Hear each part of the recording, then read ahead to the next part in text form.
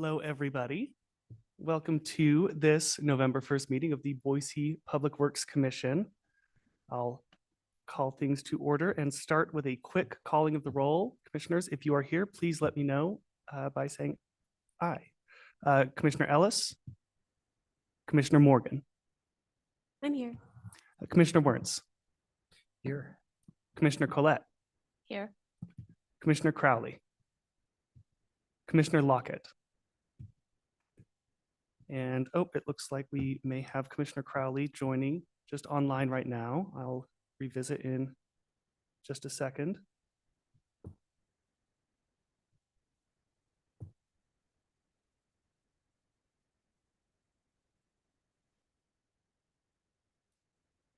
All right, well, the first item on our agenda is the approval of the minutes from our last regular meeting on October 4th. And with that, I would entertain a motion.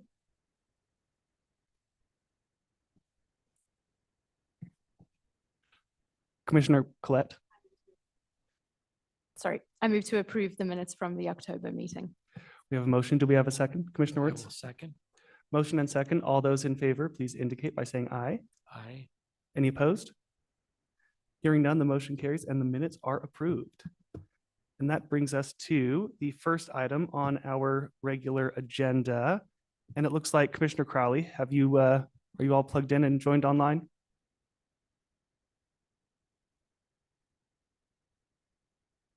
Maybe having some audio issues. But the first item on our regular agenda is the Boise Municipal Irrigation District 2024 assessment. And with that, I would turn it over to staff. Sure, this is Steve coming in from Seattle. Can y'all hear me? Yes, okay, great. Yes. Yes. Thank you. And our first item for the agenda is the Boise Municipal Irrigation District. It's an annual assessment. So I'm going to turn it over to John Gunnarsson. I see he's at the podium. And sorry I couldn't be there in person. I'm in Seattle for a water conference. So but didn't want to miss the meeting. So I'm coming in via Zoom. John?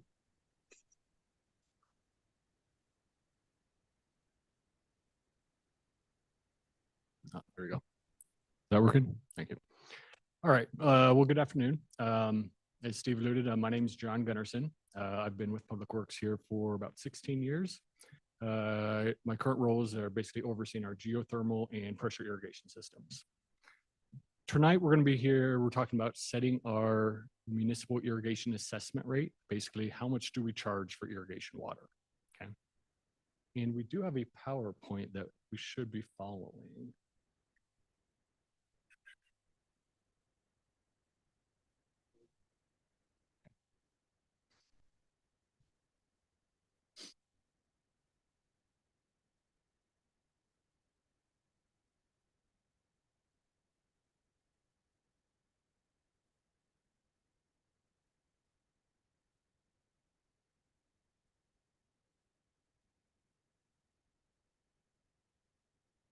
And if I recall correctly, is it the same presentation that's included in the agenda packet? Yes, correct. All right. If we would like, we could let the PowerPoint catch up and looks like it might Oh, be there, up right now. someone's coming up. There we go. Beautiful. Okay. Again, thank you. We're going to start with a little brief history of what our pressure irrigation systems are, just to bring everybody up to speed. So starting back in the early 1990s, the city was seeing some significant growth in West Boise. And at the time, our council members were concerned that as these parcels were developing, as they were subdividing into new subdivisions, that the water rights were not being maintained. Okay, so a little backstory there is, you know, these used to be large farm fields, and they're provided irrigation water. And then as they come and get subdivided, they get broken up into different lots. And we wanted to make sure that irrigation water was being maintained, going to each individual lot still. So fast forward a little bit, in the late 90s, in 1997, we formed an irrigation commission, which is now seen here by the Public Works Commission. And we also established an ordinance our irrigation ordinance, again, basically to require developers to provide pressure irrigation or provide irrigation water to these parcels that are subdivided. So we set that in 1997, and then in 2001, we got our first subdivision for the city to maintain. Okay, so this ordinance required developers to provide irrigation water to the lots. As part of this ordinance, they had to identify the operation maintenance of these irrigation systems. And so developers are given three different options. Either A, the irrigation company could operate and maintain these. B, an established HOA could operate and maintain these. Or C, the city developed what we call the Boise Municipal Irrigation District, BMID, to operate and maintain these irrigation systems. For the most part, irrigation companies do not manage systems that are off of their main canals and after their head gate. Some of these subdivisions don't have established HOAs, and therefore the city is responsible for operating and maintaining them. So in 2001, we started operation of the first pressure irrigation system. And then we fast forward to today, and today we are operating 7 separate pressure irrigation systems. This serves 14 subdivisions and serves the irrigation water to about 375 lots. Looking at the map that's pulled up, this is a map showing where our systems are. The cross streets kind of right in the middle of the page are Fairview and 5 Mile. So again, all there in West Boise. The color coding is the different irrigation districts. The majority of this area is served by the Nampa Meridian Irrigation District. The green area is Sutter's Irrigation District, and then the yellow dots on there are the 14 subdivisions that we are serving. So we are still growing our municipal irrigation system, both with new subdivisions that are being built, plus we are also incorporating existing subdivisions. The picture, the map that's pulled up there is an example of one that we have just recently incorporated about 1.5 years ago. We were serving the gray area, the Bradford and Greystone subdivisions, but these Azure Meadow subdivisions were just contingent, just adjacent to our existing system. So we incorporated them. And what this does by growing them is it gives us great opportunities for economy of scale. So these pressure irrigation systems are very simplistic systems. And basically it's the same operating cost, more or less, for the city to operate a system that serves, we'll say, 12 lots, or if it serves 100 lots.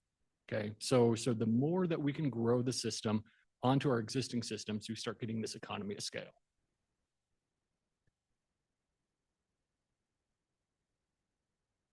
Moving forward, now that's how we inherited these first 14 subdivisions we just looked at. But more recently, we're now discovering a very similar challenge as we did in the 90s, again, of still maintaining irrigation water to properties. So this challenge is now in the form of laterals.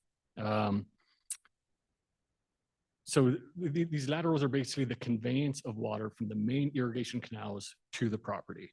And again, how these laterals have evolved is once these were large farm fields and the irrigation district delivered to the farm field, but then they were not responsible for the lateral. The farmers are responsible for the lateral, but now the property gets subdivided. Sometimes this lateral is still running through these properties. And there's just concerns on who is now operating and maintaining these laterals. So really quickly, before I keep going on this, I want to give you an understanding of what these laterals are and what we're doing. Looking at the map on the screen here, I mean, it basically shows all of our valley is just crisscrossed with these different irrigation canals. You're probably familiar with similar pictures like I just pulled up, these large conveyance systems of irrigation canals. This is not what we're talking about today. Those are operated and maintained by irrigation companies. What we're talking today are these next pictures I just pulled up, these very small laterals that are taking it from the head gate to the properties. And so basically what the concern is here, that if these small laterals are not being properly managed and maintained, that the water cannot be conveyed to the end user, to the properties that it's going to. So we just wrapped up our first year of our first lateral that we've been operating. Looking at this map, this is the Collis lateral. This lateral serves irrigation water to approximately 61 properties, including, you can see highlighted on there, I got a red square and a purple square. Those are the Darien and Palm Court pressure irrigation systems that we already operate. Now this lateral is a little unique where it already had an established lateral association, meaning the users of the water along it were paying fees into it to cover the operation and maintenance of it. And I say it's a little strange because as we're doing more research on this, we're understanding a lot of these laterals do not have lateral associations. This one in turn did, but what happened is it's been the same guy who has been issuing the assessments, collecting the assessments. He's been doing this for 30 years, back when these were farm fields. And he approached Mary and I and basically said, John, I'm in my early 90s. I can't do this anymore. I've talked to all the water users along this lateral. Nobody is stepping up to maintain this. And he came to us and said, if nobody steps up to operate this lateral, I'm not going to call for water this next year. And all the properties that rely on it are not going to receive water. So as a result, we kicked off. This is still kind of coined a pilot project, because this is our first one doing. But we just finished our first successful year of operating this lateral. And in this, similar to the pressure irrigation systems, also gives us more opportunities to successfully utilize the surface water. So this lateral only serves 61 properties along here, but there's something like 250 properties that have water rights off of this lateral. And so now that we are operating and maintaining it, we have been working with different property owners who currently don't use irrigation water that are now connecting to it.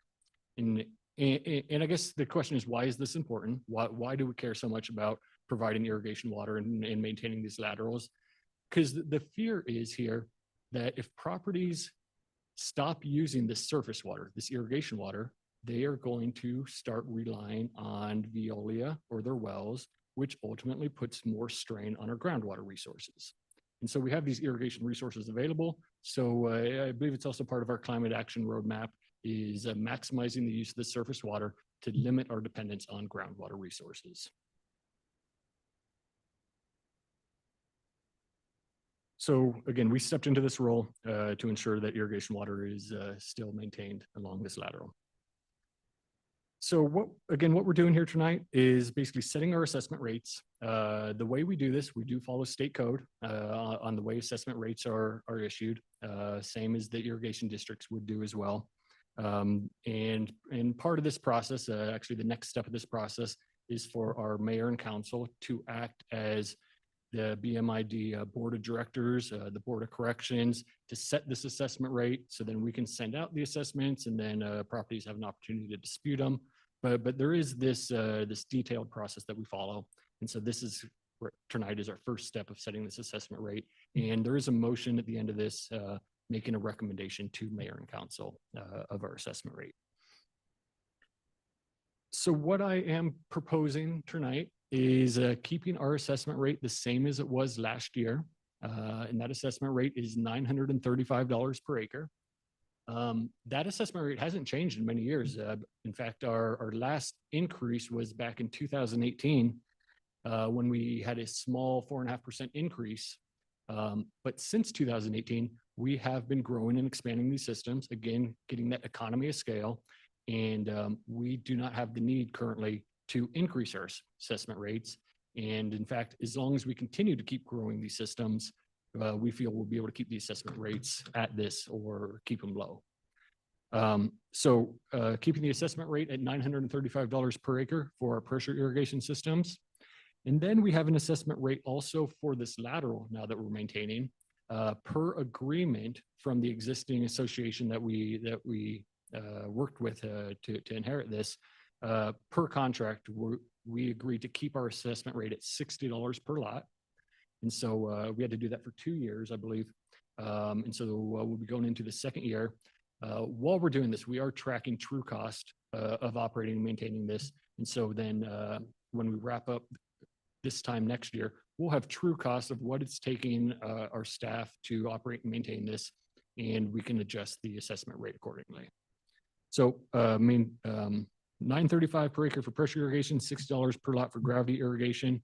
I guess we didn't really talk about it. This assessment rate, it includes everything to operate and maintain this lateral. Everything from the pass through from the irrigation entities, repairs and maintenance on these systems, our operational costs, our cross charges, depreciation, indirects. It's a fully funded budget here. And with that, I will move to the motion and open it up for any questions. Any questions from the commission? Commissioner Wirtz? Mr. Gunderson, thank you for the presentation. That's really helpful. I have a question. It's kind of big picture about the economies of scale. Okay. That you talked about. And I know there's overlapping districts where, I mean, I don't think the map showed it, but I think it was Nampa Irrigation District Back to it. was on there, and maybe Meridian or another one. But I guess what I'm wondering about is when you're talking about building economies of scale, do the districts actually work on that together? Because can you take over parts or work and swap and replumb parcels so that you would have more economies of scale? I'm just curious about how that works. So this one specifically, this one was served. So this is the Bradford Greystone, and the Azure Meadows that we inherited, that we grew the system with. Those had I'll call it a quasi HOA. They had an HOA established for this one, but the only reason the HOA was there was for the irrigation. And so they wanted to dissolve the HOA in these 3 subdivisions. And so similar to the discussion on the Ustick lateral, these folks reached out to us and said, we have this dysfunctional HOA. We want to dissolve it, but we need somebody to oversee operation and maintenance of these irrigation systems. As we continue to grow, so what this does is we had our existing pump station. We inherited these other 3 subdivisions, which had 2 more pump stations. But because these are all contiguous, we have the ability now to come in with 1 regional pump station, serve this entire area for a fraction of the cost, and kind of do some master planning around this area. Yes, please. Chair, thank you. This is Mary Grant. I wanted to just add one other aspect when you were asking in terms of coordination with the irrigation districts like Nampa Meridian. The city does have a contract. It's called a delivery agreement with Nampa Meridian Irrigation District. So when we're looking at incorporating a subdivision or a lateral that's served by Nampa Meridian Irrigation Water, we work with the Nampa Meridian Irrigation District to make that happen. We have yet to, in our expansion, work at incorporating something that is currently covered by a different irrigation district, but it does require some coordination with those. And generally we have aligning values in making sure this water is maintained in the beneficial uses there. So generally, we've had a good working relationship with those districts. That's great. Thank you. Chair. Chair DeBed, I have a question. Yeah, this is Steve, sorry.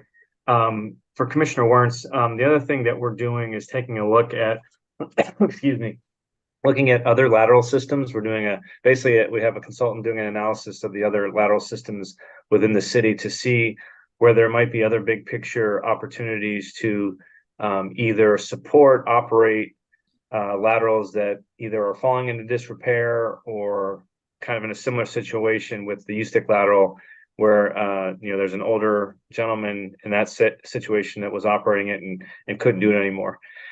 So hopefully we'll have that study wrapped up so we can get a bigger picture look at the lateral systems and trying to promote as best we can that fit for use water. Using surface water for irrigation is a really good approach for drought preparation. Commissioner Collette. Sorry, and this is really more of just a clarification question. So I understand that the $9.35 per acre is unchanged. Is the $60 per lot also unchanged? Correct. Okay. It was $60 per lot last year, which was our first year of operation. And yes, we have to keep that for a second year. And then this time next year, budgeting for FY25, it'll give us the opportunity to adjust it up or down depending on our true costs. And so just so that I'm understanding properly, the purposes of the motion tonight, is it just to approve that we're not making a change or because we're including additional areas? Just to make the recommendation to mayor and council that this is the assessment rate that Public Works wants to move forward with. Perfect. Commissioner Ellis? Thank you. Thank you, Chair. I was wondering the same thing because I read in the notes how it said, per agreement, the Coles Eustic lateral assessment rate cannot change until 2025. So that made me rethink, well, now wait, now why are we doing this again? So why, if we agreed not to change it, then why are we making a motion to say that we're not going to change it? It's simply a recommendation to mayor and council, who act as the board of directors for the municipal irrigation district to set our assessment rate. Thank you. So a quick question about the pilot program.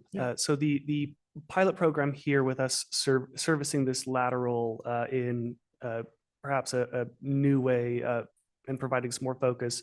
Is there a significant differential in the level of service given to people served by this lateral incorporated into this unchanged assessment rate? Or as a pilot program, is that just part of the pilot program, the pilot cost of treating this lateral in a new way with the intent maybe to find ways to service those other areas that are served by municipal irrigation districts in the future? Yeah, let me try there. Thank you. So there's a lot of similarities between our municipal irrigation, our pressurized systems, and this pilot, this lateral system. Now, both of them are with the mindset of maintaining irrigation water to these properties. But operationally, they are done. It is apples and oranges. The existing BMID system, those are pressure irrigation systems where we're essentially boosting the pressure and piping it to each of the lots, where these laterals are either open ditch or piped, but piped gravity flow. We're not pumping it. There's no pressure behind it. And it's just maintaining the ditches are clear from point A to point B. Does that help? Yes, I think so. I was just wanting to be mindful as we start to think about this for years into the future, especially with the pilot program, that any higher or lower level of service provided in programs like this would be captured and considered in future consideration should that assessment rate change. Any other questions from the commission? All right, seeing none, I would entertain a motion. Commissioner Moritz? I move for the approval of the recommendation to the mayor and the city council of a Boise Municipal Irrigation District assessment rate of $9.35 per acre for pressure irrigation water and $60 per lot for gravity irrigation water for the 2024 water year, unchanged from the previous year. We have a motion. Do we have a second? Commissioner Ellis? I second it. We have a motion and a second. Any discussion? Hearing none. All those in favor, please indicate by saying aye. Aye. Any opposed? Hearing none, the motion carries. Thank you. Thank you. And that brings us to the next item on our agenda, the Public Works Commission legal presentation. And with that, I would turn it over to staff. Chair, Thank you. commission members, good evening. Nice to see you all. Real quick before I turn it over to Mary, I should have jumped in before John, so my apologies, but I did just want to quickly go over the agenda this evening. So you heard from John on the irrigation assessment. Mary next will present a legal overview for Public Works Commission. And just as a reminder that we had our orientation last month, but it was so much content to pack into one meeting that we decided to save the legal overview for this evening. So as part of our reset, obviously one of our aims was to talk at you less, have more of an engagement, but obviously this is a really important topic that we that's important that we bring forward for you tonight. So Mary will walk you through that component. So just wanted to be clear on why that was pushed to this evening. Then we'll get into the election of commission officers. You'll see that fourth bullet there, which is the meeting follow-up. Another part of the reset that we thought was really important is making sure that we connect the dots from questions, feedback that you all had from the last meeting to this meeting. So we'll be bringing back those, which we can also talk through if we want to. And then the last piece on there, which is really I guess the main course for this evening, where we'll be engaging in a lot of your feedback is around the recycled water pilot. So I just wanted to share that. And hopefully where we'll get to as well is that a lot more information went into the packet. So as we continue to go, it'll be much higher level, the presentation, and then you all can ask for additional questions if you have them. But just wanted to provide that context before I turn it over to Mary.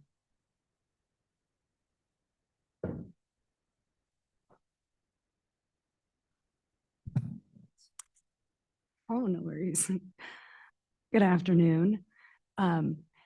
I know that some of you all were able to make it to the legal presentations that were open to all board, commission, and committee members. So forgive that some of this is going to be a repeat, but we did feel like it was very important to ensure that all of the Public Works commissioners had some exposure to some of these things that I'll cover tonight. Oh, here we go. Went a little too far. So this is generally a two-part training session. We're just going to kind of go through part one. And so the overview of that is we're just going to talk a little bit about the authority for the Public Works Commission, some of the laws and procedures for meetings that apply to you all as commissioners, and then kind of what the legal role is in supporting you all.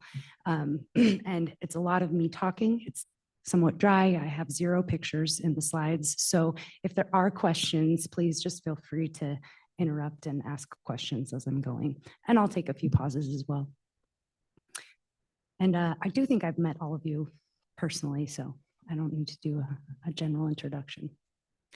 My slides just disappeared. May I get those back?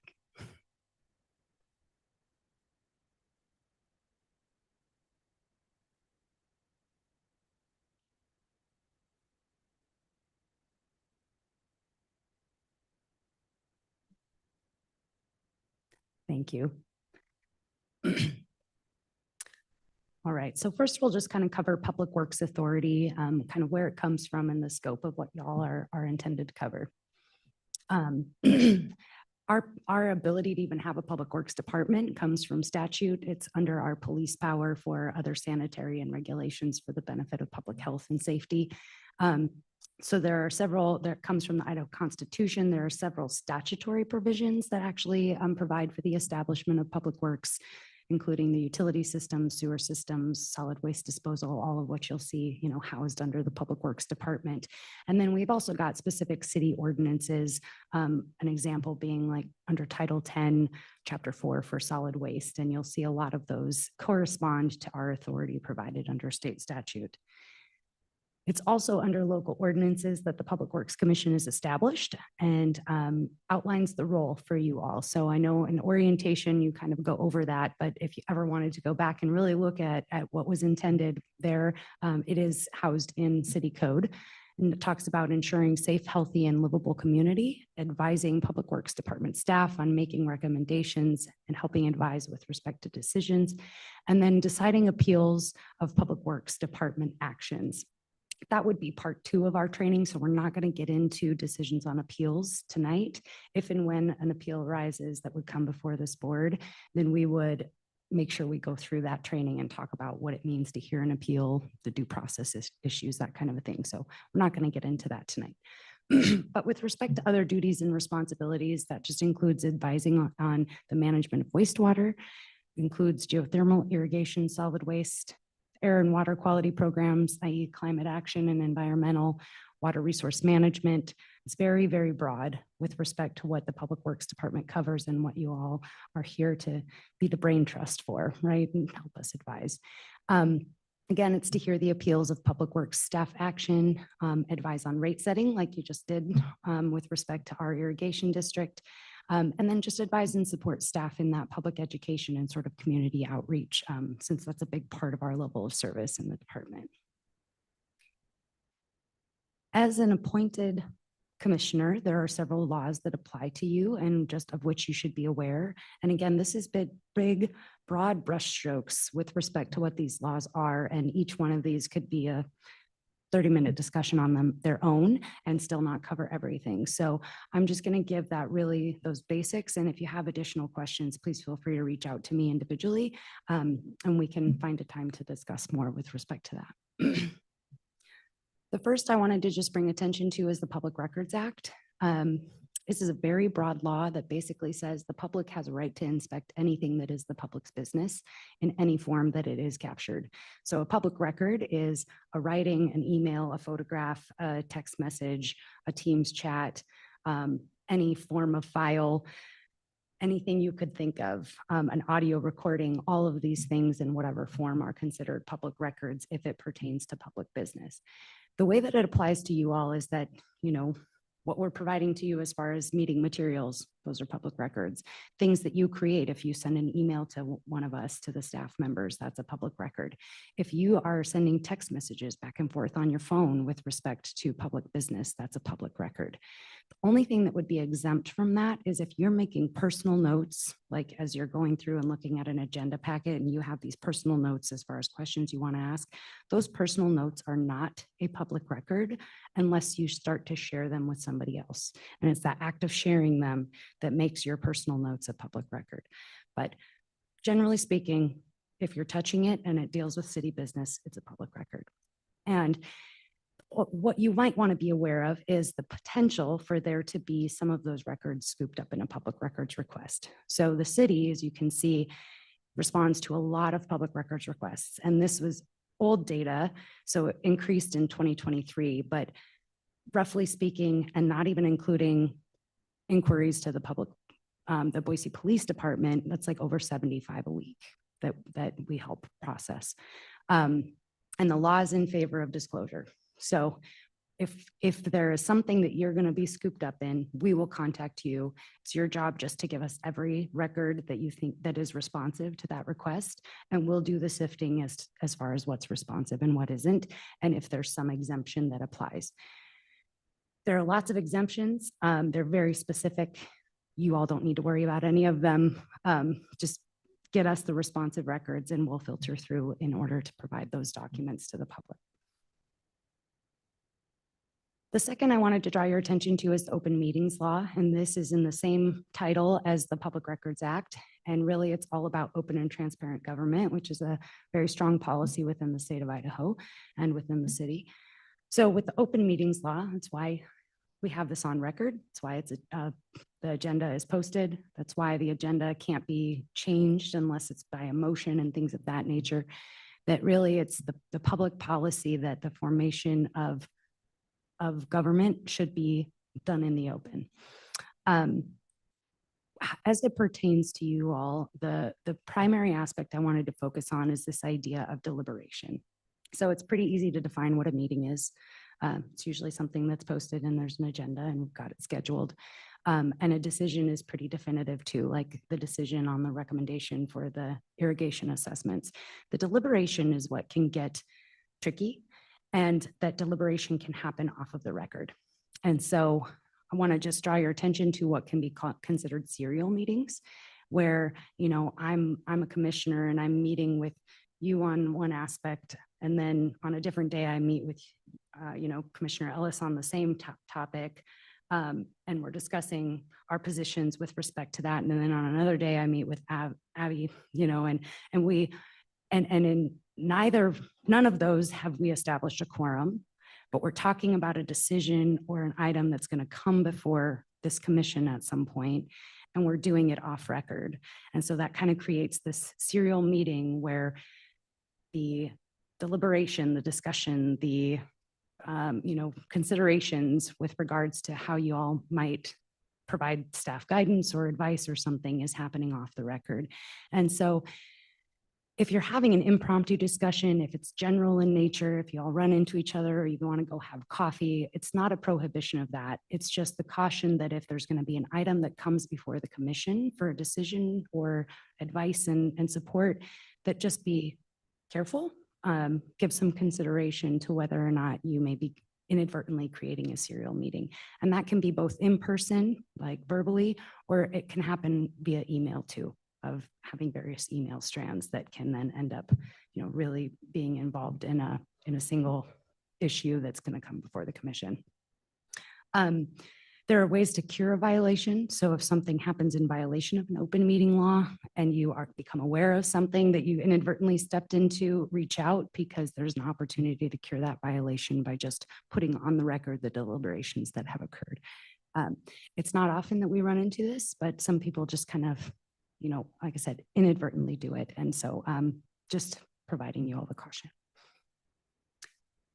Next thing I want to briefly touch on is the code of ethics. Violations do constitute a misdemeanor. So it is pretty serious business, and it is applicable to all public officials, of which you are one. There's a fiduciary duty when you are a public official to put the public interests ahead of your own when acting in the scope of a commissioner. And that really is kind of the bottom line of what the code of ethics is. The aspects I want to draw your attention to would be accepting gifts or anything of value because of your position as a commissioner. So a gift of $50 or more is not allowed. Anything less than that amount is fine. But if somebody approaches you and says, I want to give you a gift card, to go have some coffee, you really appreciate your volunteer service. Thanks for doing this. By all means, please accept that gift. If somebody wants to give you Steelheads tickets, that maybe this one is only $40 and it's for this game, but then the next game is also $40 and the next game after that is also $40. That is a durable or transferable gift, right? That cumulatively speaking is going to be more than $50. So as much as we appreciate that people recognize the work that you all do, please don't accept the gift. Just say, appreciate it, but no. So that's pretty much the highlight there. The other thing would be, using your position to make promises or getting other things of value. So, an off the wall example might be a tree trimming service that has a contract with the city and they're out there trimming, park trees. And you're like, hey, I'm a commissioner. You want to just stop by my house, and trim up my tree too? That would be untoward and would be a violation of the code of ethics of gaining some benefit to yourself by using your position. I want to touch briefly on conflicts of interest. And this is where if a decision you all were going to make was going to give you a direct financial benefit or a financial benefit to a business that you own or are a part of, or a household member of yours, that is a direct conflict of interest. It's what's called an actual conflict of interest because there's a direct financial benefit. More often what we see is an apparent conflict of interest where there's some relationship there, but it's a little fuzzy and it may just question your objectivity in making a decision. And so those we would encourage you to come talk to legal about ahead of time. We're happy to vet out the questions for you. And there's kind of a sliding scale. So, for example, like if you're making a decision that might affect your neighbor or might affect a business that, your best friend works for, depending on how close that relationship is and the effect of the decision, it may or may not influence that objectivity. And if there isn't a conflict of interest there, we can just advise with respect to that. So the primary emphasis is ask about any concerns.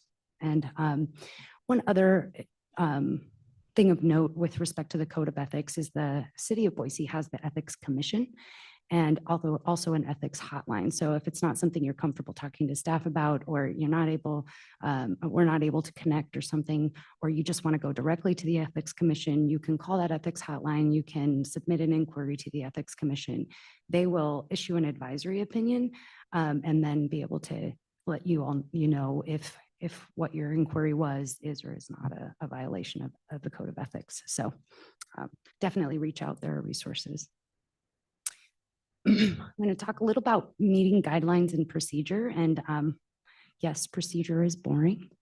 And as an attorney, and I think I speak from my colleagues also with respect to this up in legal, procedure is extremely valuable because it creates a clean record and it makes a defensible decision.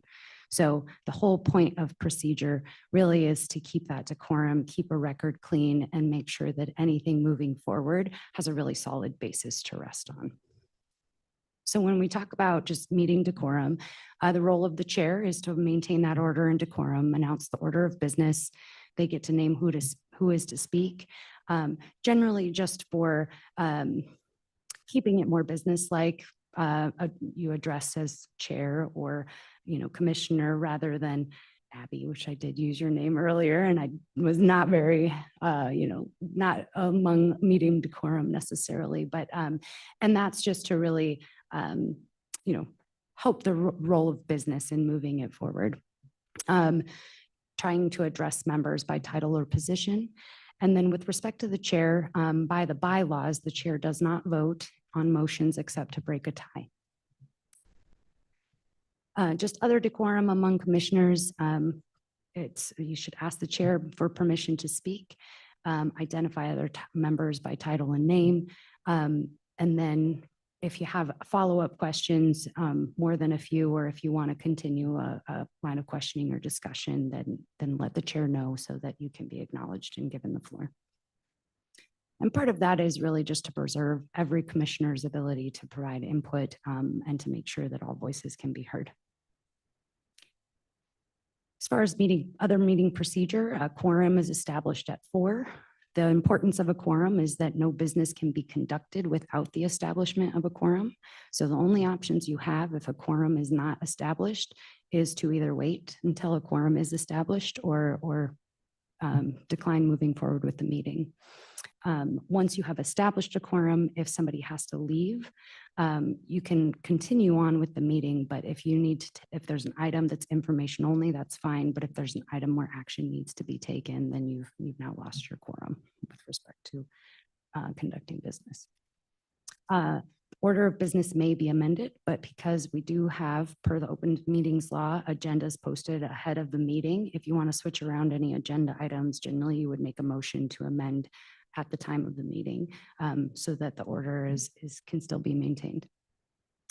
There are lots of rules about motions, and if you ever really want to get put to sleep very quickly at night, I would suggest pulling out Robert's Rules, which is about the thickness of a Bible in terms of all of the rules of procedure, and a huge section of that is just on motions and how to make motions. Really, the only thing you all need to know most of the time is a motion requires a motioner and a second, and then you can take the vote. If somebody wants to amend the motion, there's not really such thing as what we call a friendly amendment. It should be a substitute motion. So the motioner can withdraw, or you can vote on the amendment to the motion. Then if that motion is amended by vote, then that now is the main motion on the floor.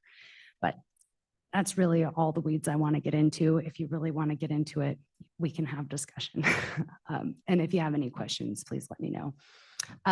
After the motion is on the floor, the chair does restate and or ask for deliberations and discussion and then calls for the vote.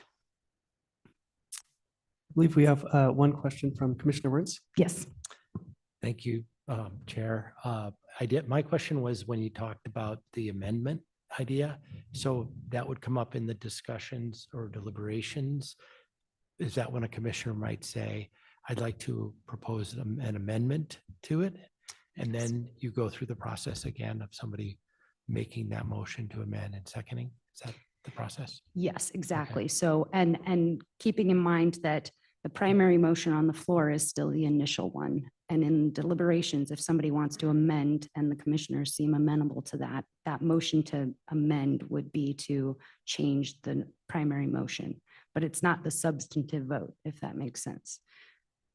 Right? Yes. So when you make that vote on the amendment, it says, oh yes, okay, we're adopting an amended motion. Now let's go back and consider that motion as amended. If that vote to amend fails, then the original motion is still on the floor. If that makes sense. Yeah, thank you. Yeah.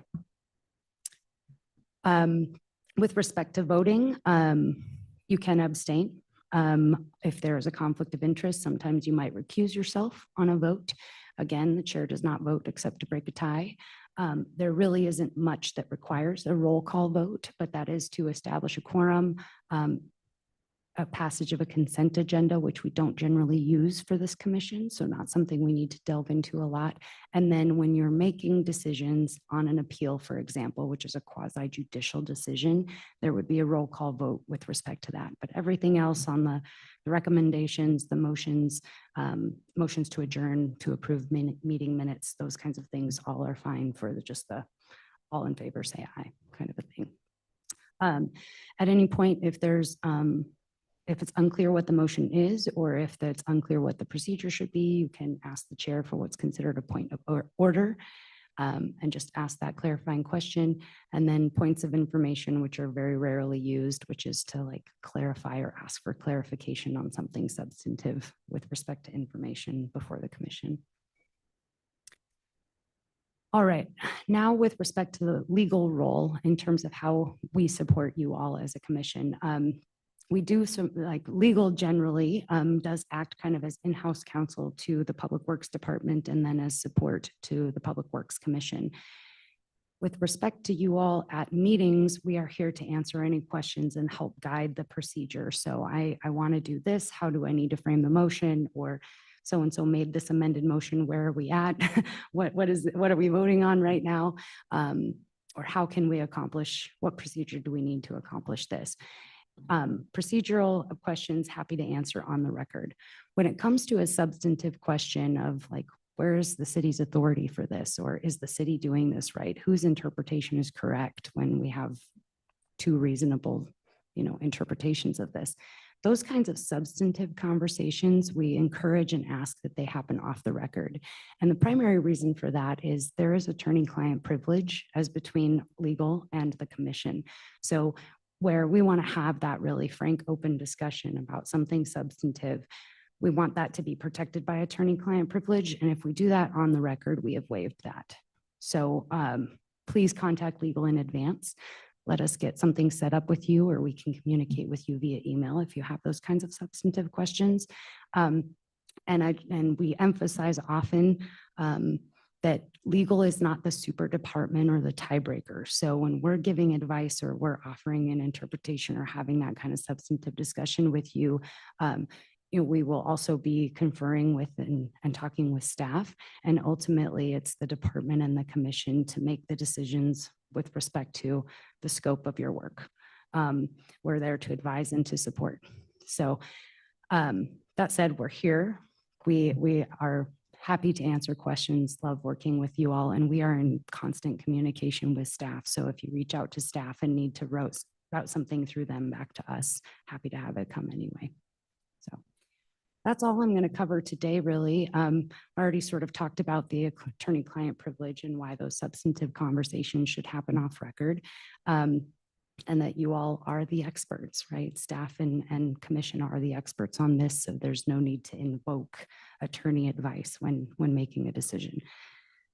If there's any other particular areas that you all would like me to cover, please let me know now. And also just a question that in the future, would you like me to cover any of the bylaws? I know you all are provided those as part of your orientation and are fairly straightforward, but if you would ever want an overview of those, happy to do that too.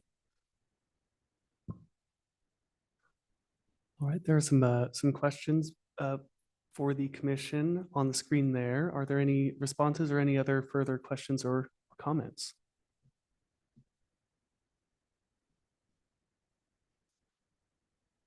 All right, thank you. Thank you. All right. And now with that, to set the stage for the role of the elected officials here on the Public Works Commission, that brings us to our next agenda item, which is the election of Public Works Commission officers. Two positions are up for election, chair and vice chair. And at this time, I'll accept a nomination for chair. Commissioner Ellis. I would like to have Commissioner Gravatt go for the chair role. Is that a motion to nominate? Yes, I would like to motion to nominate Chair Gravatt for the chair position. Thanks. We have a motion. Do we have a second? Chair Gravatt? I'd like to second that. Commissioner Collette. All right, is there any discussion? I do accept the nomination. Hearing none. All those in favor, please indicate by saying aye. Aye. Aye. Any opposed? Hearing none, the motion passes. And thank you, folks. And to set the stage for this term, just clarifying the reference for myself as chair. I would prefer and recommend just using chair rather than Mr. or Mrs. or anything like that. Just chair is fine by me. Thank you, folks. Up next, at this time, I'll accept a nomination for vice chair.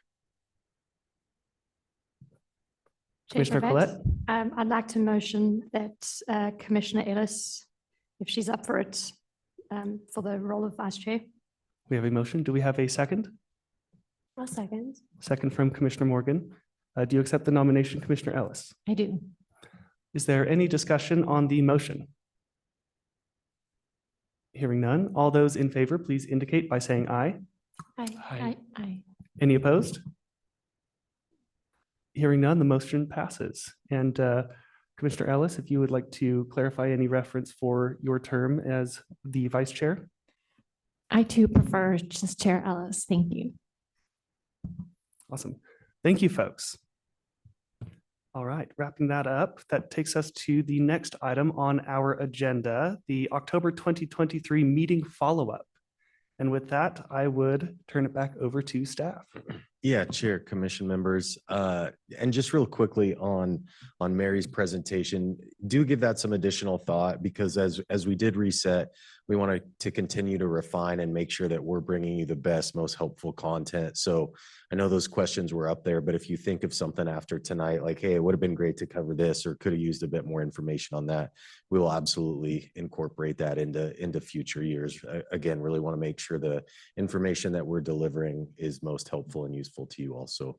Please give that some additional thought and consideration if you have any feedback.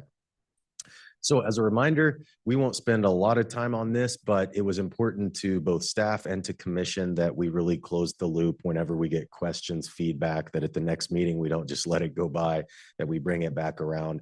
I won't go through all of these because it was in the packet and hopefully we hit the mark on answering all of those and at the very least addressing that we heard them and are either working on it or provided an answer to the question. But I did just want to pause on this slide, open it up to commission and just make sure that we did hit the mark with our responses with the information.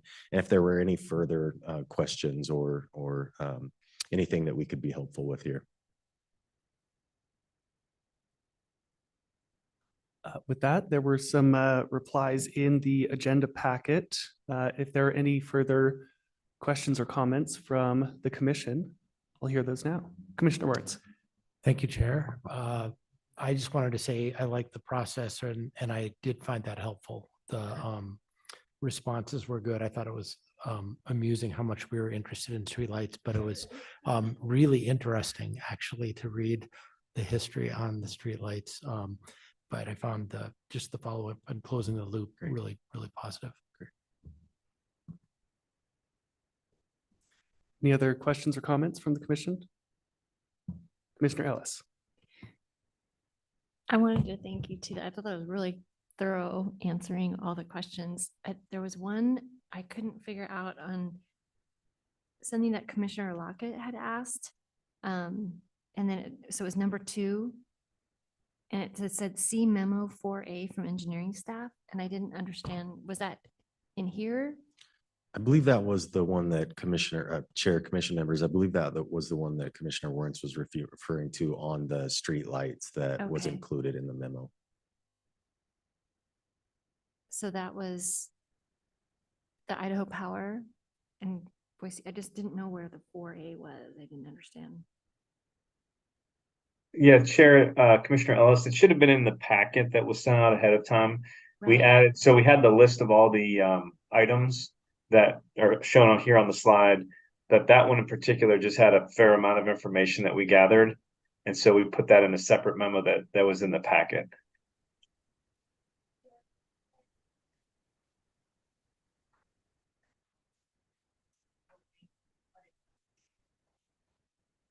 Okay, thank you. Awesome. Any other questions or comments from the commission? Right, hearing none, I would echo the sentiment, thanking you all for your due diligence on this section of the agenda. It's very, very useful to have all of our questions consolidated into one spot. And I believe with that, that takes us to the next item on our regular agenda, the recycled water pilot discussion. And with that, I will turn it back over to staff. Great. Thanks, Chair, Commissioners, and thank you for the feedback on that. And we will continue to do that. So any feedback tonight, we'll also capture and then bring it back around at the next meeting. Just a real quick before I introduce Royce, I just wanted to say that as we talked about with the reset, we'll be doing a fair amount of dialogue conversation with the commission tonight. Also with the quick turnaround between October and November, this is I would say an introductory into recycled water, some additional, but in talking with the recycled water team, we're really excited for the next quarterly sessions coming up with commission to continue to dive even deeper into this topic. So this is a good foray and then lots more to come. So with that, I'd like to turn it over to Royce Davis, the program manager for recycled water. He'll lead you through a presentation and then I'll come back up and facilitate the conversation so that Royce can be an active part of that and make sure that he's listening to you all's feedback. So with that, I'll turn it over to Royce. Chair, Commission, happy to be back in front of you today to talk about the recycled water program and what we've been up to for the last month and looking forward into the future a little bit. So again, we'll talk about some progress that we've made in October, discuss the Public Works Commission's experience at the Advanced Water Treatment Pilot. I think we've had most of the commission out to the pilot to take a tour, which we really appreciate. And then we'll preview some future topics for future PWC meetings. So again, just to kind of overview of the recycled water program, what our goal is, our outcomes, we're looking to protect the Boise River, bolster local groundwater supplies, and then create resiliency for against the impacts of climate change and really help create a new water stream for Boise looking into the future. And looking into this next year as we engage the commission, we have a lot of decisions to make in the next year, which we call our big 8 or our major 8. We don't really have a 100% what we're calling it yet, but we have like 8 big decisions to make in the coming year. A lot of that, a lot of work goes into those decisions, a lot of analysis and studies, kind of like the pilot, the groundwater recharge site characterization, all that work kind of feeds into the decisions that we're going to make in the next 12 months. One of those is the facility decision. Where is Jasper or the recycled water facility going to be?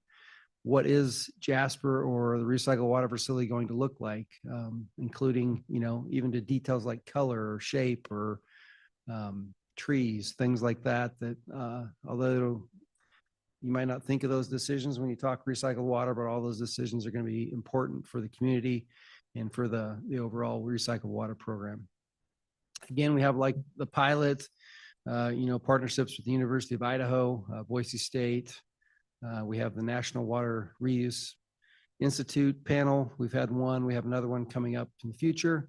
And then we have a lot of community and stakeholder input that'll help us with those decisions. And including, hopefully, we'll be able to come back to the Public Works Commission and get your input on a lot of those decisions that we're going to make in the coming months, which we look forward to your input. So progress, again, the Advanced Water Treatment Pilot, we continue to have, in the first 5 months, we're operating in phase 1, getting ready to shift into phase 2 configuration. We've ordered new reverse osmosis membranes and anti-scalant, and we have some new pilot bench tests we're going to work out in the next few months, and a lot of different things we're going to do out at the pilot to work into phase 2. Again, to collect more data and information to help feed those decisions. Site characterization, we've completed 2 wells on site A, one at 650 feet, the other one at 800 feet, and preparing to do some more testing on those. Site A, as far as water, background water sampling and determining how much water we can put in those wells for the aquifer. And then also here, beginning of December, mid-December, we'll start the drilling on site B, the second site. So we'll have three wells that will continue that site characterization and water background information for the next 12 months, basically. So a lot of work going on there. What's next? Again, so we have that National Water Research Institute panel, NWRI panel, the first week in December, December 6th, which that will be, in person or on Zoom, and an opportunity for the community and for stakeholders. We'll have like a QA question answer session for stakeholders where they can submit questions for the panel and for the city, so we can, help answer those questions. We're looking forward to that. Hopefully to get a lot of feedback and good information, as we've made a lot of progress since the first panel. So we have most of the same panelists back with one new panelist to help us out on that. And next is the recycled water facility. So trying to figure out where Jasper or the recycled water facility is. Currently have a business case evaluation that we should wrap up in the next coming months, to where we'll know where the facility is going to be. So excited for that, because it really unlocks a lot of projects and work that we can get really rolling on.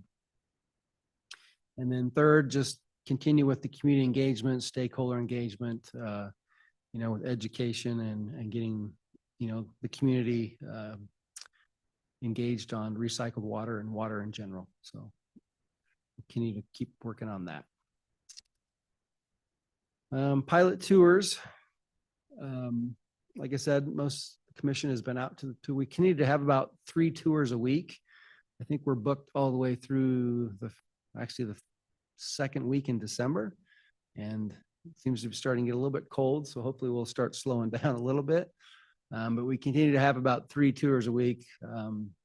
Currently a lot of stakeholders, Idaho Power, Idaho Department of Environmental Quality, Simplout's coming out Friday, and a lot of different groups and organizations are coming out and having really good discussions on recycled water in the recycled water program.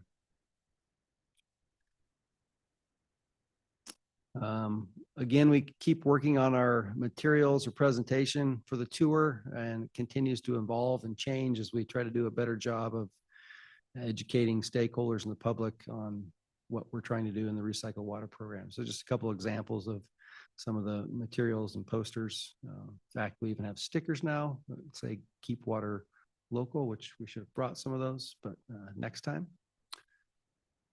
And then we've also had a few videos. Brown and Caldwell made a YouTube video that's pretty cool. And then we've also had a lot of questions at the pilot. Some are easy, some are hard. This is an example of some of the harder questions that we've had. And I'm not going to read them all, but the first section is on a lot of price and costs of things from the community. And then the second is, around water quality. So, varying from what is recycled water, what's the difference between recycled water and drinking water, or recycled water and irrigation water. And, even up to emerging constituents and different things that could be in the water. So, and you can look through some of those questions too. Okay.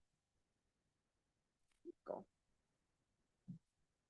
Chair, commission members. So thanks, Royce. And like we talked about, I'll facilitate the discussion just so that Royce is really the expert here, so that he can participate, answer any questions, and be able to listen more attentively to you all's feedback. But as Royce mentioned, I believe that most of you have been able to get out to the pilot. So again, thank you for making that happen. If there is any commissioners that haven't yet, I still think these discussion topics will be valuable, as that commissioner or those commissioners will then be able to go out and make sure that what we're talking about here today really rings true when they are able to get out. So with that, I will, with the permission of chair and commission members, I'll facilitate the conversation. Okay. So the first one is thinking about when you were out on the tour, what was shared inside the technology, talking about the actual nuts and bolts technology, what was shared inside the trailer? Did we hit the mark connecting that back with the big picture to, thinking about where you were at in the tent? So essentially, like, did it connect to you, the technology, the nuts and bolts with the big picture and the why we're doing it? Question is open for the commission to discuss. Commissioner Collette. Chair Gravatt, very simply, yes. I think within the first 10 minutes, that it was very, very clearly and very simply explained what the purpose of it was, why we were doing it, who the ultimate customers would be. It was incredibly informative. Any other discussion from the commission? Commissioner Morgan. Thank you. I do agree with that. I think we did ours in a little bit in reverse where we started at the tent and then went through the trailers. But I think that was a really good level setting before we went through the trailers. So I don't think there's a preferred way to do it, but had a really great experience and be able to get a little bit more tactile with understanding how all the things that we've been hearing about are functioning.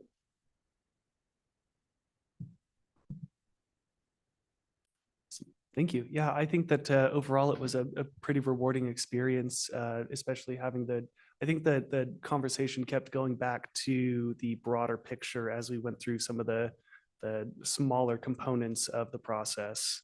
So I really appreciated that perspective as well during my tour. Any other input from the commission? Commissioner Ellis?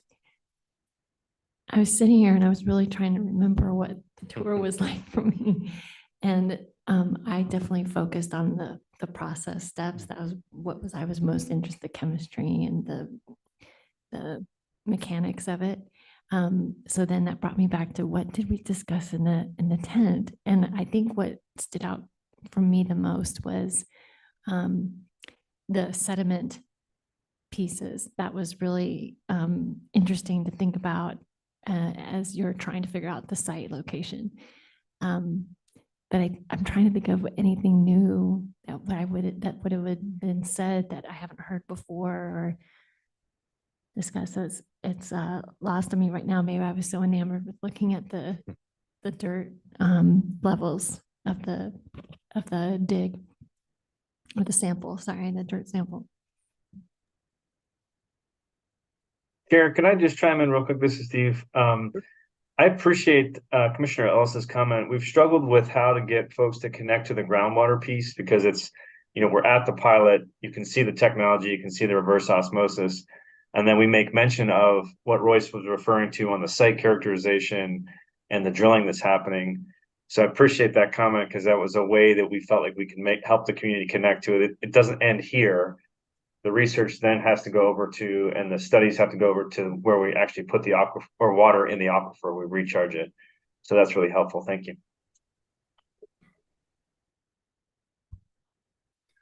Any other input, commissioners? Right, hearing none, back to you. Okay, Chair, Commissioners. Yeah, and thank you for that. In addition to Royce, we have, our recycled water team here, including the community engagement folks. So this is really important, your feedback here. As Royce mentioned, we have lots more tours coming scheduled. So, any feedback that we take from today can really be built into how we continue to refine that. So thanks for that discussion.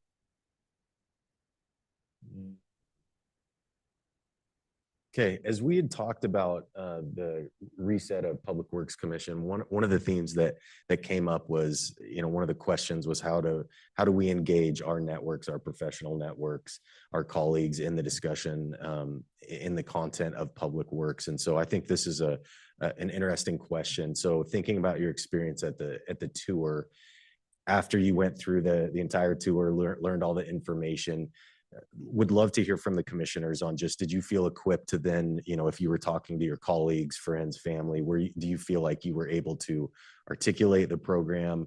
And curious any reactions that you've had from conversations afterwards, if you were able to relay your experience at the tour. I'll kick off here that one thing that did help me was that I took a lot of pictures and videos during my tour, and that helped give me a little step-by-step narrative, especially taking pictures of the sides of the individual units that had sort of the process outlined before I went in to understand like, okay, so the next couple pictures I have in my camera are this, this, and this. But if I had not done that, I don't know that I would be as fluent or as fluent as I am. I'm far from fluent, but would not quite be able to recall. But if there was some sort of like little palm card or little note card that had those steps that I could follow along as I went through the tour, I think that would be really helpful for my recollection. Then I could have just some little something that's like, oh, hey, look, here's something that you can get and go on your tour and learn more about it too. But I'll open it up for the commission on any other feedback related to this. Chair Commissioner Grant, Collette. My experience was probably a little different because the group that I was touring with was a group of professors from Boise State. So it went from this sort of big picture explanation from staff to then very in-depth questions that went way over my head. So I think I probably lost a little bit of the information going through the tour just because the questions were so pointed from people who had a bunch of background knowledge anyway. But I think that's why the time and the tent for me is really what I retained and remembered, because it was more of the bigger overall picture. And I don't know that I would be able to explain the mechanics of exactly what was going on if someone asked me, but I could certainly explain the program and the importance and the purpose of it. Chair, to Commissioner expand Morgan. on both of you. I feel like a pamphlet would be very helpful. If I didn't take any pictures, so like I am struggling to remember how the process worked. Another way to engage people, because I'm also reticent to like just put more materials out into the world, would be like a cute little quiz at the end. Maybe not a quiz, or like just like guided questions for people to just like reflect on what they've learned. I think would be a really cool way to engage people. But similarly, I feel like I could be able to explain the high level, the value of this pilot and the resilience that comes with being able to have this facility come into our community. Yeah, I can say, Chair and Commission, since you've toured, we've added a pamphlet, which, as you mentioned, so that's just a little bit early on that one. And then we've talked today in a meeting about having some sort of closing, whether it's QR code with questions or different things like that. So it's a great idea. So right on the same page. Commissioner Ellis. Thank you. The most people I remember talking to about my experience were teachers at my children's school. And I did target the ones that I thought would probably be interested in coming. And so now this reminds me I need to follow back up and ask if they have indeed gone. And so anytime I hear that there's a tour, I send it to them. So I don't know if they've gone themselves or if they've taken students with them, but they were pretty excited about it. And I showed them pictures too. So that did help a lot, that I took pictures. And then it promoted interesting discussions with family members, maybe extended family members that were very distrustful of recycled water. And so that was fun to see where I could keep going in the conversation and where I was stopped, where I'm like, oh, I don't know how to answer that question. So it was helpful. It was a good try. I need to thank him for kind of giving me a hard time about it. Chair, Commissioner Ellis, could I ask a follow-up just on when you have the discussion on with family members? I think for the benefit of the recycled water team, was some of the, kind of questions, concerns, skepticism you got around these themes? Was it around cost, water quality, or if you feel comfortable elaborating, I think the team would find that valuable.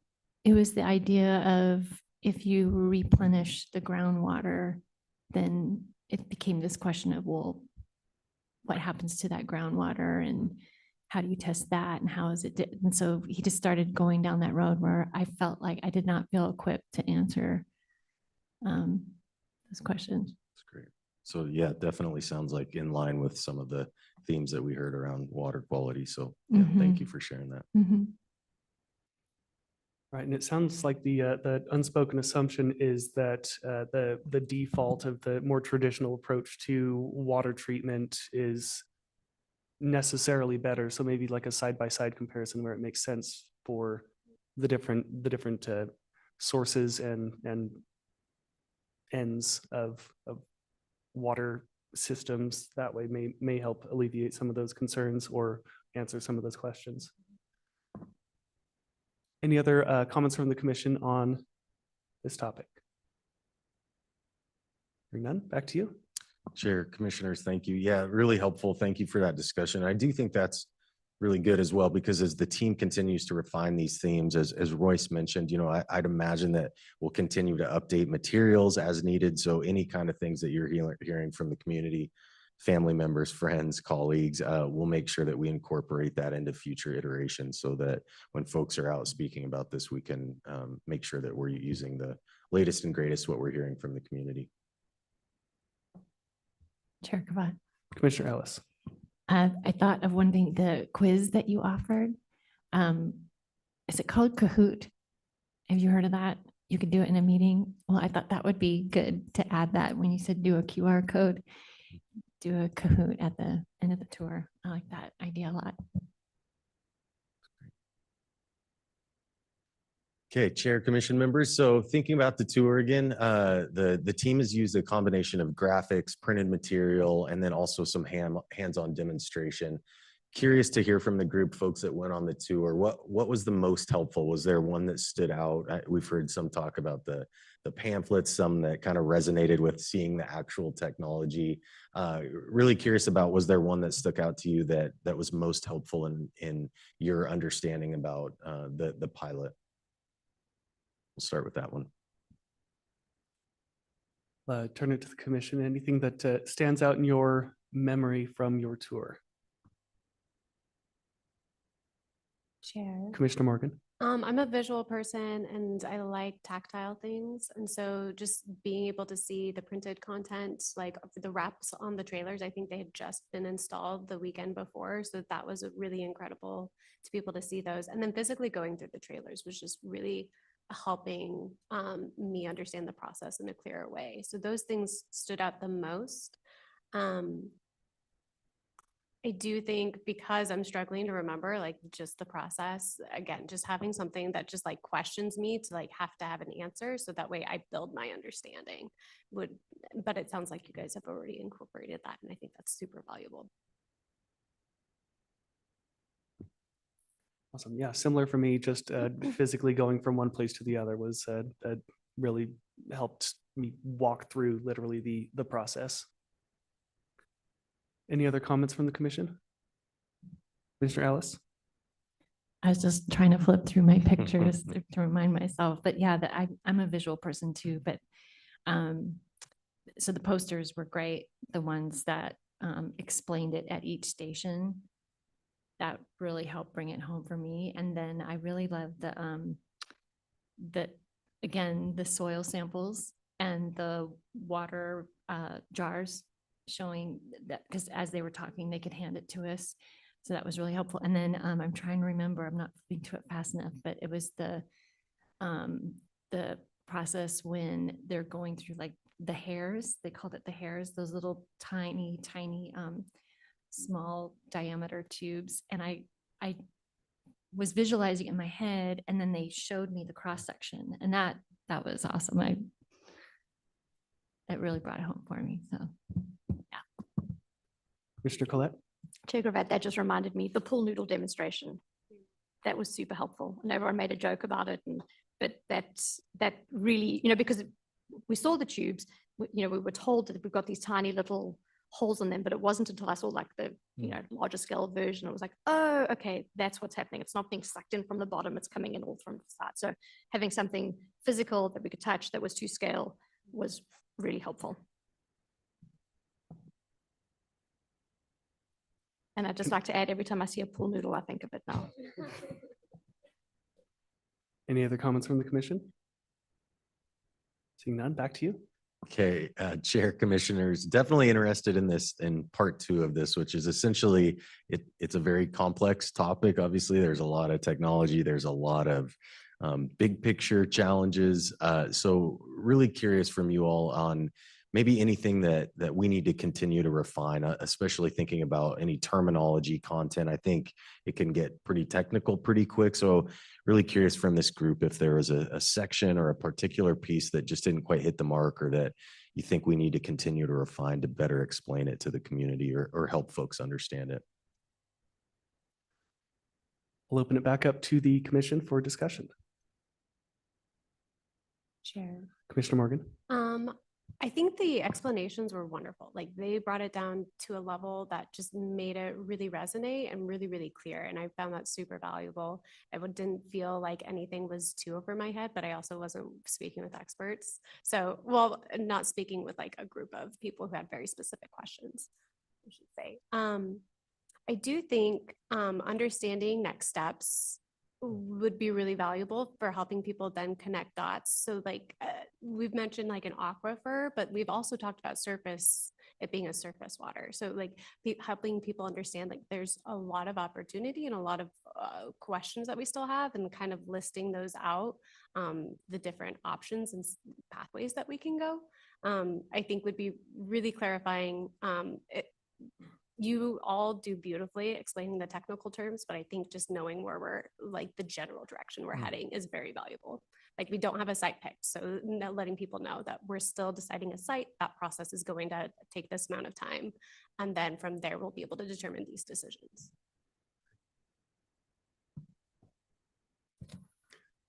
Commissioner Ellis.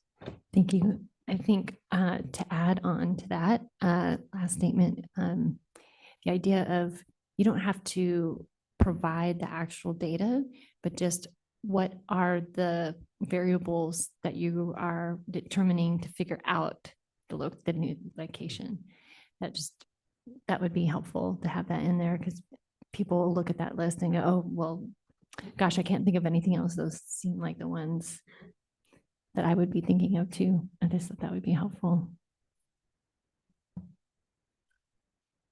There are two things that they're basically the two versions of the same idea that once we get a little farther along in the pilot, or maybe just past the pilot program, and need to like communicate this water strategy more broadly and more in a more evergreen way.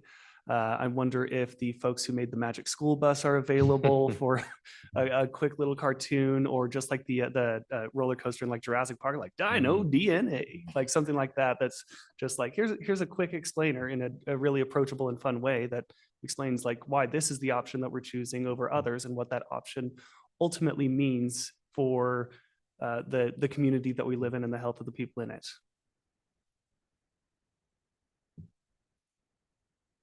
Any other, Commissioner Martz?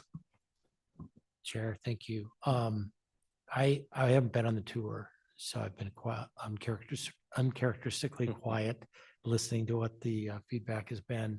I did wonder, I saw the higher level questions, the hard ones that I think Reese you put together, but are you collecting like and thinking of a FAQ type document because of the citing, where are we, current status, just things that could perhaps be a take along for people or be able to reference for more information? I know it would have to evolve, but.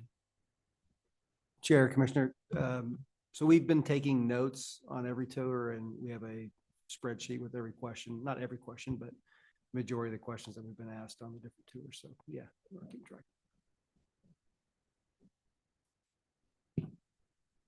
Right. Any other questions or comments from the commission? Commissioner Ellis. One question I had was, are you able to characterize the general reaction from people as they're going through? Was it, most of them are positive? I mean, is it just a bell curve, or I don't know if you're able to say, and then also like students, young people versus people, non-students? Yeah. Chair, Commissioner, just generally speaking, I would say overall it's been positive. And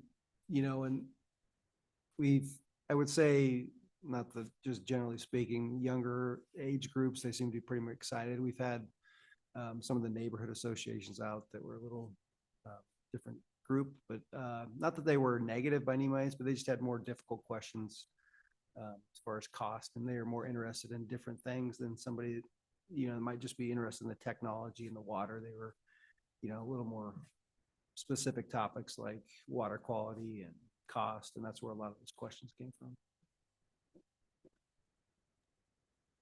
But I would say, generally speaking, most everybody's been pretty positive, and we haven't been yelled at yet, so. And Chair, I would add, just on to Royce's comments, we pretty consistently had that delineation with all of our outreach over the years. When we were going through the utility planning process, we met with some of the mayor's youth council at the time. And when we asked the question of, are you comfortable with the concept of recycling water?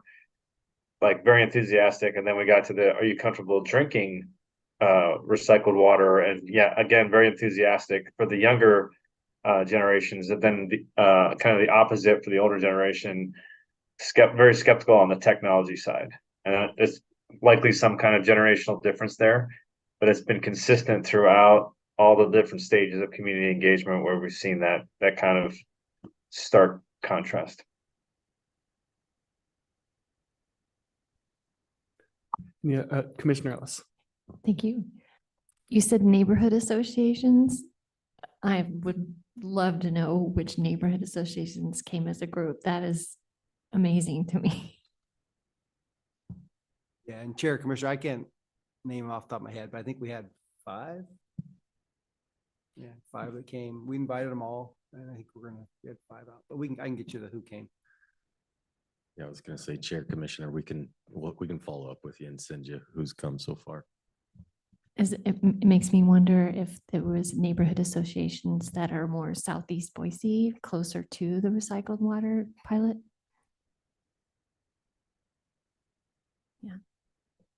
Yeah, Chair, I know I always forget the acronyms that they use for them, Chair and Commissioner, but they were the closer. I mean, we had the Southeast, and then one directly to the west was there, and then a bench one was there, and the downtown was there as well. So yeah. Thank you. Any other questions, comments from the commission? All right, hearing none, I'll turn it back to you. Okay. I can get the slides back up.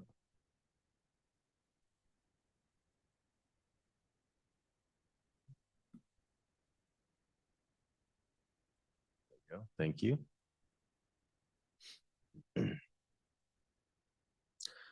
All right, so thinking about the tour and Commissioner Wirtz, appreciate that. I think even having you in this discussion today will still be helpful when you do get out to the pilot, because you'll have these front of mind when you do take it. So we'll still welcome your feedback at that point. But think about the pilot and the role that it can play, the tours as a community education asset that can help build confidence in the entire recycled water program. Any thoughts about how we can bring some of that, the energy, the learnings that you all have helped to describe, how do we keep that going after the pilot? So once the trailers, move on, I think this question is really trying to get at, it's clear that there's been interest in folks getting out, seeing things hands-on, wanting to walk through things. So where we may not have a physical pilot for in-person engagement, maybe for a while, curious your thoughts on the power that has and maybe some ways that we could continue that on in the recycled water program so that we don't lose some of that energy, some of that hands-on excitement around it. We'll open it up to the commission. Commissioner Collette. Chair Gravett. And this is definitely geared more towards summer activities, but I was thinking if we could have some kind of temporary installation where we have some kind of water activity. So the first thing that comes to mind is the Grove Plaza. Then you start thinking about some of the parks that have the various different water features. So it's specific. People are thinking about it while they're enjoying that activity and really kind of hitting home the fact that Boise is community oriented. We've got this program for the community, and maybe just kind of trying to simplify it down. It would need to be a semi-permanent temporary installation. So, obviously it could withstand wind and rain and whatever, but something that kind of just says, hey, Boise, we know you love your water. We know how proud you are of the Boise River and its resources. And this is something the city is doing for you. This is the action we're taking. I'm sure the marketing team could do a great job in distilling it and simplifying it, but kind of getting people while they're enjoying those activities that'll kind of make them more interested rather than just kind of plastering it around City Hall but while people are already engaged in water activities. And I think we have enough of those around the city that you could do a couple of them.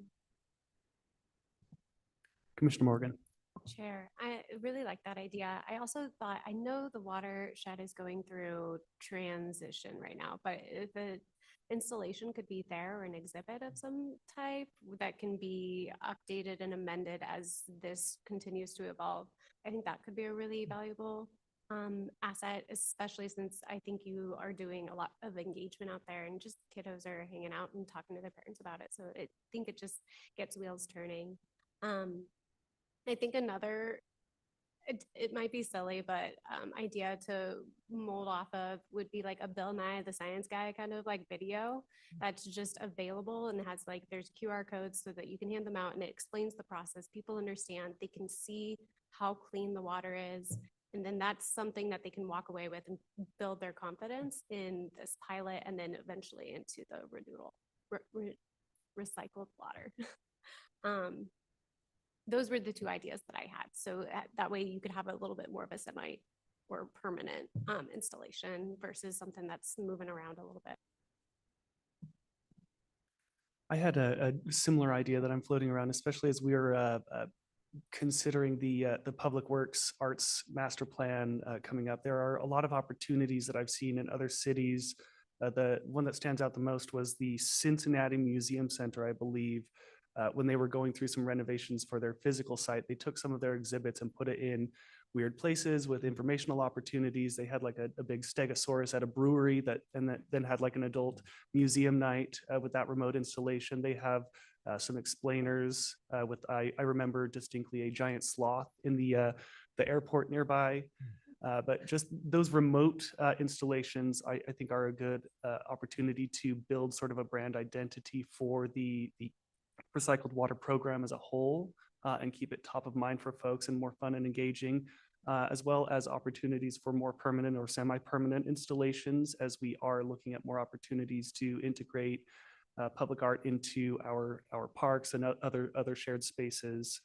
Those may be some good opportunities, as well as finding ways to have sort of de facto spokespeople, opportunities to get, local known entities to carry the message themselves, especially I think that you mentioned some stickers earlier that said something like keep water local. I think that sort of really hanging on to that sort of quick brand slogan would be a really good way to let people build an identity, integrate it into their identity as making this community really, really great. Commissioner Collette. Yeah, Chair Gravett, that gave me an idea. Whenever I'm when I just can't think of anything to do and I search, what's happening downtown, and inevitably that Boise scavenger hunt comes up. I've never done it. I don't know anyone who does. I don't know if people ever do it, but if you could somehow get involved in something like that, where it just becomes hey, did you know in Boise, this is a program that happens, and just kind of educate people as they go, that could be quite a fun thing. And then the other thing that I was thinking is engagement with high schools specifically, getting involved with science, physics teachers and trying to figure out when they're doing some sort of module on water or, but getting engagement and getting kids involved at that level, I think could be quite meaningful. Commissioner Ellis. Thank you. Definitely fun and engaging that you touched upon. Those are really great ideas from Cincinnati. And the video idea is perfect because, again, I get the City of Boise newsletter. I want to know if it's every other week or I think it's about 2 weeks a month. So it's every other week. It's every chair commission every week. It's every week. Okay. I thoroughly enjoy those. I'm a big fan of it. And I get a lot of information that way. And at the very end, there's those Instagram little videos, and they've been great. The Halloween ones were really funny. So the Bill Nye idea that Commissioner Morgan came up with, I love that, being really creative. But and then the idea of it always being near water is excellent. So whether it be city property, like the Grove on the Grove is such a great idea. So engaging with like Saturday Market or First Thursdays, Alive After 5. But you brought up the brewery. That is such a good idea. What about businesses that are using large amounts of water? Would be fantastic. Fun and engaging. Absolutely. All right, no bad ideas in a brainstorm. Any other questions or comments from the commission? All right, hearing none, I will turn it back over to you. Chair, commission members, thank you so much. That was a really fruitful discussion. I'm sure for the recycled water team, that's a lot of ideas to run with. And I think your input will be really helpful, especially as perhaps the pilot wraps up, then how do we keep that energy going? So thank you for all those thoughts. We really appreciate that. All right, let's go back to the slides if we could.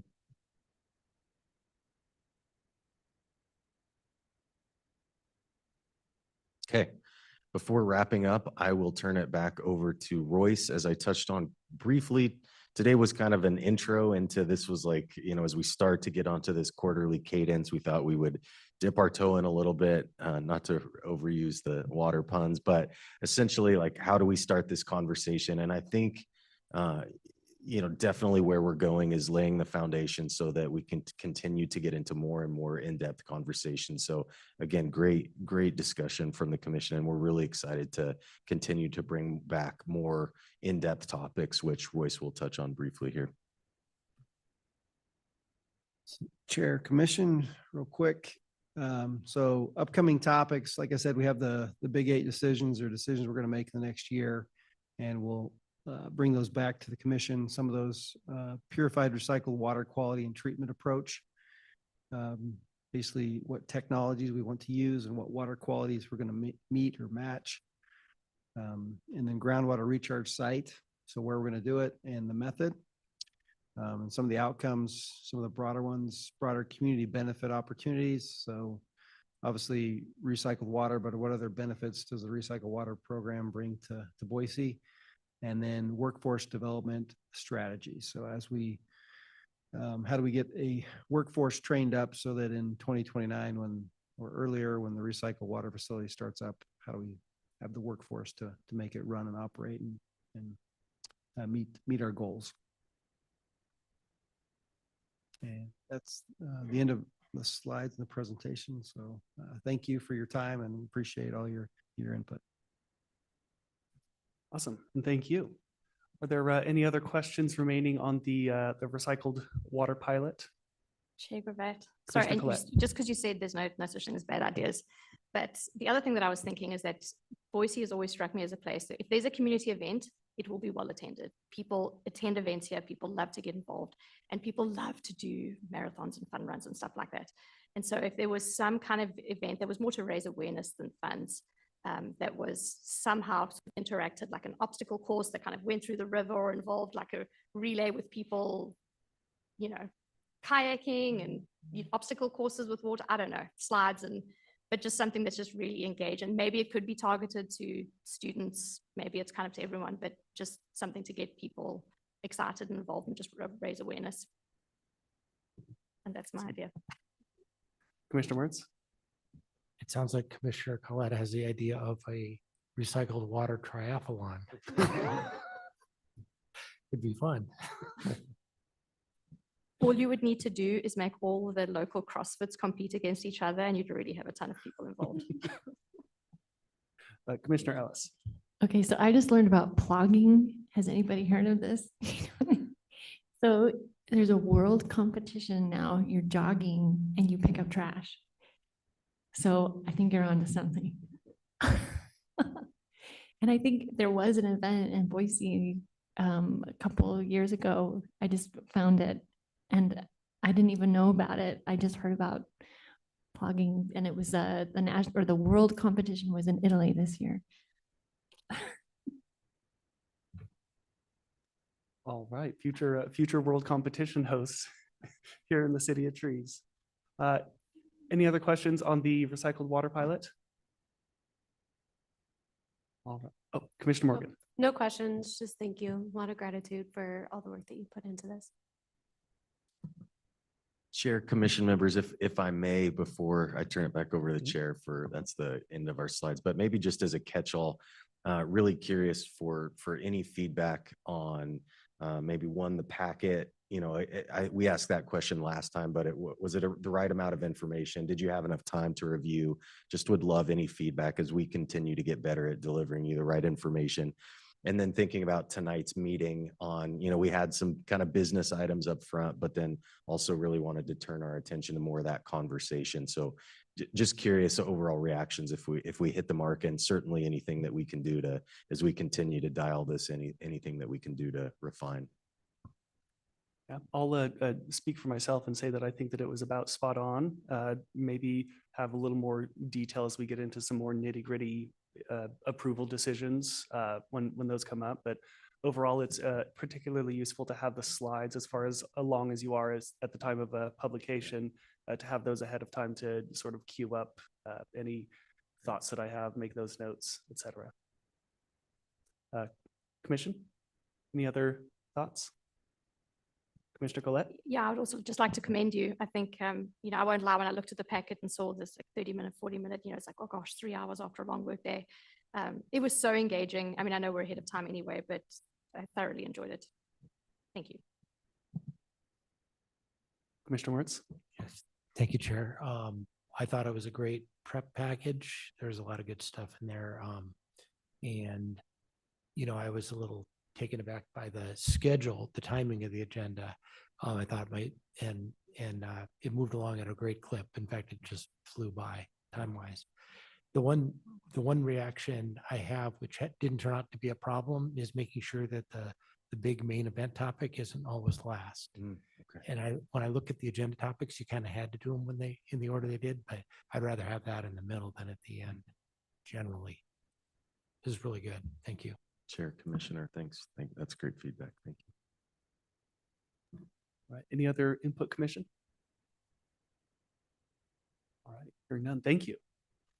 Chair, Commissioners, again, thank you very much for your time and your input. We will certainly incorporate that, bring back any and all input at the next meeting. But with that, I'll turn it back over to the chair. Thank you again. Awesome, thank you. Is there any other business to come before the commission today? Chair, this is Steve. I think Kathy turned off my video so that the PowerPoints could come up. So just wanted to say thank you I know there were several commissioners that came out to the airport event for the announcement of the green tariff and our contract with Idaho Power. One second. There we go. The event with Idaho Power, that the negotiation on the green tariff and what turned into Idaho Power's Clean Energy Your Way program, that was about a 6-year journey that started just talking about high-level concepts about how we as a customer can get access to 100% clean electricity. And much to Idaho Power's credit, we kept the dialogue going. There were kind of fits and starts periodically, but we feel like we have a really good partnership with the company now. We don't always agree on everything, and they'll say the same, but it's very professional, and we've made great progress over the years. And with that contract that we signed a couple of weeks ago, now we'll be 100% clean electricity at the Boise Airport and 100% clean electricity at the Lander Street Water Renewal Facility, with the goal of continuing to work the contracting mechanism to get access to more renewables and eventually get to that 100% clean electricity goal for city operations, hopefully in the next couple of years. If Steve helps in the audience, no pressure. But we're really excited about it. And so thanks to the commissioners that were able to take time out of busy schedules. I know that's not easy, and join us out at the airport for the event. Thank you. Awesome, thank you. Any other business? All right, seeing none, then I would entertain a motion to adjourn. Commissioner Wertz, Chair, I move that we adjourn the meeting for this evening. we have a motion. Do we have a second? Commissioner Ellis? I second it. Motion and second. All those in favor, please indicate by saying aye. Aye. Any opposed? Hearing none, the motion carries and we are adjourned. Thank you, everybody.